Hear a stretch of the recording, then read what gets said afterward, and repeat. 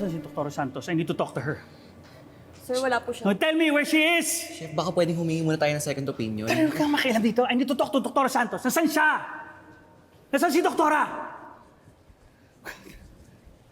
Doktora? Doktora Annalyn Santos? Chef? Anong klase kang doktor? Nawalan ako ng panlasa dahil sa'yo. Ididemanda kita! Oh, Maghanap ka ng abogado mo at siguraduhin mo magaling dahil patatanggalan kita ng lisensya at ipakukulong kita! Chef, baka pwedeng mag-usap po muna kayo ng Doktora Annalyn. Baka magawa ng paraan yung pagkawala ng panlasa at pang-amoy niyo. Darwin! Pwede ba? Na hindi nga niya ako nagamot ng tama?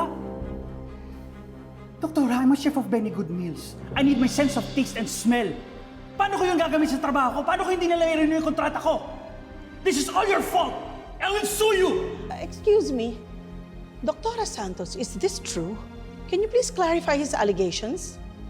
Ma'am Giselle, this patient suffered a blunt traumatic head injury and had frontal lobe contusions near the olfactory nerves. Kaya pwede po talaga maapektuhan po yung personality and behavior po niya. Chef, di ba in-explain ko naman po yun sa inyo? Sabi ko po, pwede pong maapektuhan po yung panlasa at pang-umoy po ninyo. Sinabi ko po yun. No. That's a lie. You didn't explain it to me. Actually, Chef, nabanggit po ni Doktora Annalyn yun. Kaso hindi niyo po ata napakinggan kasi busy po kayo sa pag-phone niyo. Shut up, Darwin! Excuse me, Chef. Naipaliwanag naman po pala ni Dr. Santos sa inyo yung posibleng mangyari sa inyo. Like losing your sense of taste and sense of smell. So I hope that by now it's clear to you what truly happened to your case. Hindi! Sino ka ba? I am Giselle Tanyag. I am the president and CEO of this hospital. Oh, so it's natural na pagtakpan niyo to si Doktora dahil doktor niyo sa dito. Ididemanda ko kayo. Kasama ka! Ha?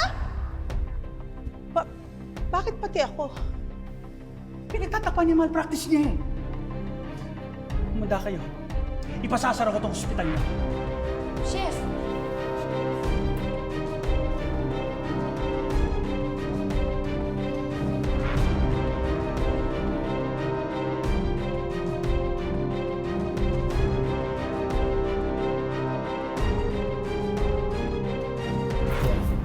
Chef, mabuti po siguro humingi tayo ng second opinion sa doktor.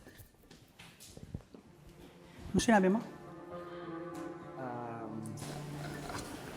Ang akin lang naman po, baka kasi nagagalit kayo kay Dr. Annalyn, pero tama naman po lahat ng ginawa niya. Narinig naman po natin yung dahilan kung bakit nawalan kayo ng panlasa at pangamoy. Are you really buying that crap? We will lose everything kapag wala akong panlasa at pangamoy. Ay, yun ang kailangan ko sa trabaho. Sino kukuha sa akin? Saan tayo pupulutin? Kapag nawala ako sa industriya, wala ka rin. Magiging basura ka. Pero chef, wala naman pong namamatay kapag nawala yung panlasa at pangamoy, di ba? Pwede pa rin po kayong kumain, pwede pa rin po kayong magtrabaho. Buhay ko yung pagluluto, Darwin. Kapag nagluluto ako para sa ibang tao, masaya ako. Proud ako sa sarili ko. Kapag nasasarapan sila sa niluto ko. I know I am the best. And critically acclaimed chef. Itong taon na to, target ko magkaroon 3 Michelin star sa restaurant ko. Paano na mangyayari yun? Wala akong panlasa. Di ba nga po, mas nakaka-amaze kung makakuha niyo yung 3 Michelin star niyo ng kahit wala kayong panlasa. Nakaka-proud po yun. Don't patronize me. Hindi mo ako madadaan sa ganyan. Dalawa lang mahalaga sa buhay ko. Ang pagluluto at ang karir ko. Kaya malalagot pa rin yan sa akin, Doktora Annalyn.